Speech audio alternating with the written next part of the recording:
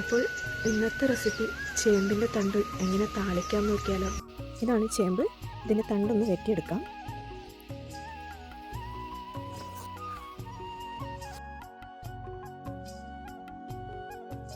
ഇനി ഇതെല്ലാം ഇതേപോലെ കട്ട് ചെയ്തെടുത്ത് ഇതിൻ്റെ സ്കിന്നൊന്ന് പീല് ചെയ്തെടുക്കണം.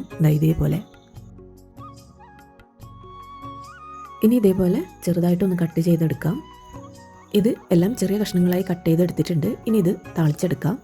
ഇനി ഒരു ചട്ടി അടുപ്പിൽ വെച്ചിട്ട് അതിലേക്ക് വെളിച്ചെണ്ണ ഒഴിച്ചു കൊടുക്കാം. ഇനി ഇതിലേക്ക് ആവശ്യത്തിന് കടുക് പൊട്ടിച്ചെടുക്കാം. കടുക് പൊട്ടിക്കഴിഞ്ഞാൽ ഇതിലേക്ക് വറ്റൽമുളക്, കറിവേപ്പില, വെളുത്തുള്ളി, ചെറിയുള്ളി എന്നിവ ഇട്ട് കൊടുക്കാം. ഇനി ഇതെല്ലാം കൂടി ഒന്ന് വഴറ്റുക. ഇനി ഇതിലേക്ക് അരിഞ്ഞു വെച്ചിരിക്കുന്ന പച്ചമുളകും ചേമ്പിൻ്റെ തണ്ടും കൂടി ഇട്ട് കൊടുക്കാം.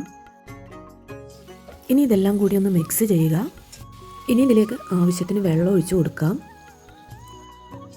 ഇനി ഇതിലേക്ക് കുറച്ച് മഞ്ഞൾപ്പൊടി, ഉപ്പ് എന്നിവ ഇട്ട് കൊടുക്കാം. ഇനി ഇതൊന്ന് 10 മിനിറ്റ് അടച്ചു വെച്ച് വേവിക്കാം. ചേമ്പിൻ്റെ തണ്ട് താളിച്ചത് ഇവിടെ റെഡി ആയിട്ടുണ്ട്.